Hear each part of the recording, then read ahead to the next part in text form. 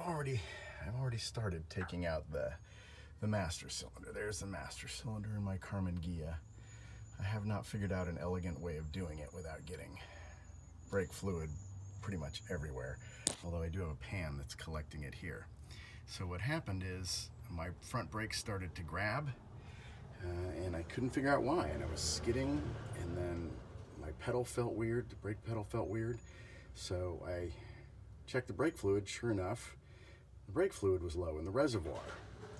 And then I looked under the car, and there was a spot under the center of the car, big old stain, and it was wet, and it wasn't oil. So what happens is you get that right there. So that's leakage on the outside of the car, but that's not the real mystery one. There's a mystery spot way back in the center of the car, along the center aisle, and in the, oh, did you see a drip? It just dripped. So way back there, underneath, almost there goes another drip.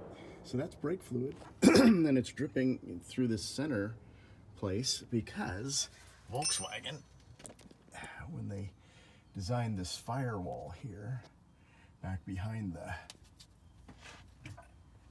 master cylinder, they made it a double. It looks like a single wall out here, but it's actually a double. And what happens is, brake fluid, when your master cylinder goes bad, brake fluid starts to push out the back of it, and it ends up dripping down into that double wall. You can't see it inside the car. Your carpets are nice and dry. You can't see it here. This whole area is nice and dry, but you've got drips and a big old stain under the middle of your car because that's where the hole in the center of the transmission, what would be the transmission hump in a normal car, comes out. And so now I'm taking out the master cylinder to replace it. Here's the back of the master cylinder, and that's just paint or undercoating or whatever it is, that black paint there. And you can see the two bolts on the back of the master cylinder. That's what you have to get at. Normally I've taken out this pedal cluster by undoing that bolt and the bolt on the other side, but this time I got out my universal joint on my ratchet, and I was able to get those bolts without taking out the pedal cluster, which makes it a lot easier, because when you take out the pedal cluster, you end up unhooking it from the clutch cable, and then you have to reconnect it to the clutch cable and the ignition in the gas cable. It's just a huge pain. So if you can get at those bolts, don't take out the whole pedal cluster. Here's the other tip: don't take those bolts all the way out. Leave them there. So in between the two walls, there's about, I don't know, 3/4 of an inch to an inch between those two walls, and Volkswagen put a spacer around the bolt, and if you pull the bolt out, the spacer falls, and it's a real pain to try to put another spacer in there. I've done it. I think the only way to do it is once you have the master cylinder out, you got that big old hole, and so you have to get 2 fingers in there and feed a spacer barrel in there, and then push the bolt through it, and then do that on each side. It's a huge pain. So if you can, leave those bolts in place. Just push the master cylinder out the front. So you want to disconnect everything from the front of the master cylinder, all the brake lines, before you start loosening up these bolts, so that these bolts don't back out on you, and the master cylinder can just kind of go right out the front, and then you can leave those bolts and their spacers in place. All right, so here's another tip. So here's my shiny new brake master cylinder, and you have these indicator light switches for when you step on the brakes. I'm going to put those on here while it's on the bench. Oops. Because once this thing's in the car, these things are pointed down and they're underneath the master cylinder, and they become a huge pain in the butt to put in. So I'm just going to screw these in here, tighten them down, and then I'll be able to put this in the car. All right, this is the back end of the old master cylinder, and you can see how wet it is. It should not be wet. It should be nice and dry. That's fluid that's been leaking out the back, and then it goes into your car.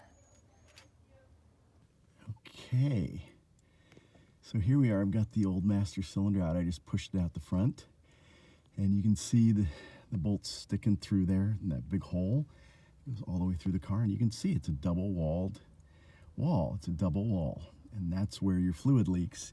And the only way for it to escape is for it to go down into the transmission tunnel, that shift tunnel, and then there are holes generally at the front and the rear, sometimes just the rear, I guess, on this car, and that's where it leaks out. And so you'll find a puddle under your car in the center that's not oil, and it's not where the engine is.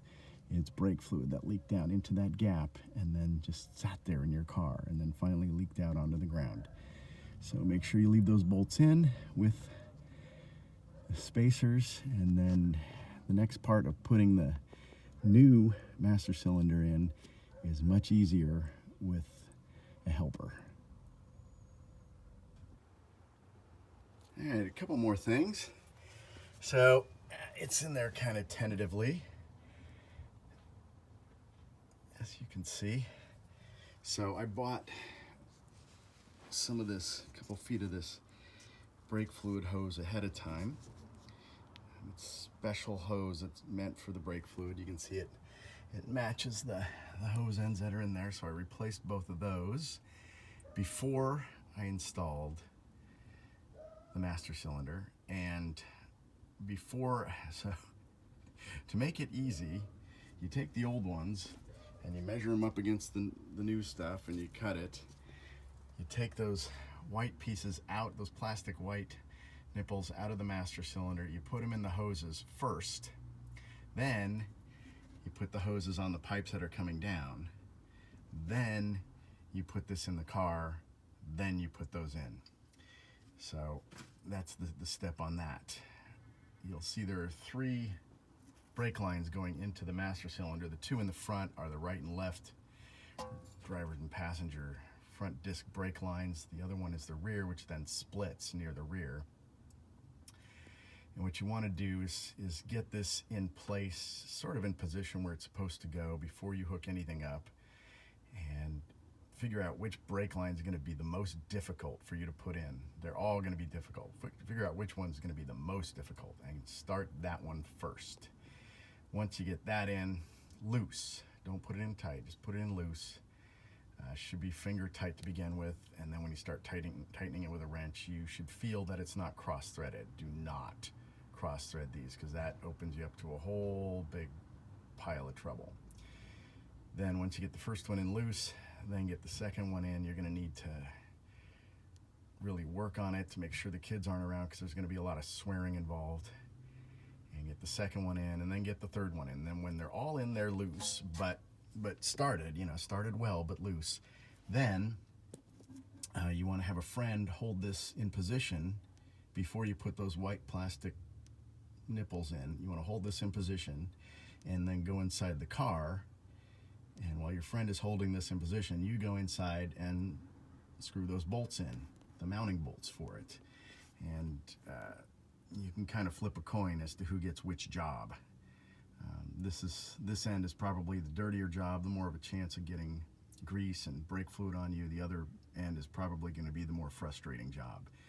And you're going to want your helper to twist and lift and pull and push down and move this thing around until you get the bolt holes lined up and you get those bolts started. Once the bolts are in loose, again, don't cinch them down, then come back and tighten up all of these brake lines one at a time. And here's a final tip on that. This is flare nut wrench. And you can see that it's got just a little bit of claw in addition to the box end, or the open end. It just comes around just a little bit. And for years I looked at these things and I thought, why would I spend money getting those? I mean, can it really be that much better than a regular open end wrench on the end there? And I'll tell you what, it absolutely is. Get these. I waited until I was in my 50s to buy these. Get yourself a nice set that's going to fit your cars. And you know, you're going to use them once a year, maybe once every 3 years if you're lucky, maybe once every 5 years if you're lucky. But when you use them, this set will be worth every penny. Because with a regular set of wrenches, you're going to round off those nuts. I don't know why, but they round off. They're these flare nuts that are on the brake lines. Those, and the one that's, oh gosh, I don't know if I can see it on the other, that one right there.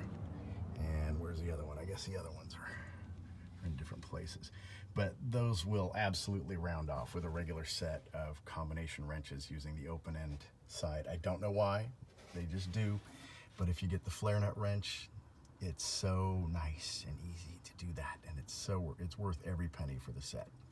All right, so now I'm going to tighten those down and then go tighten the bolts inside the car, and then fill up.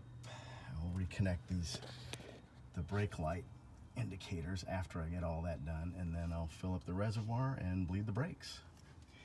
It should be done.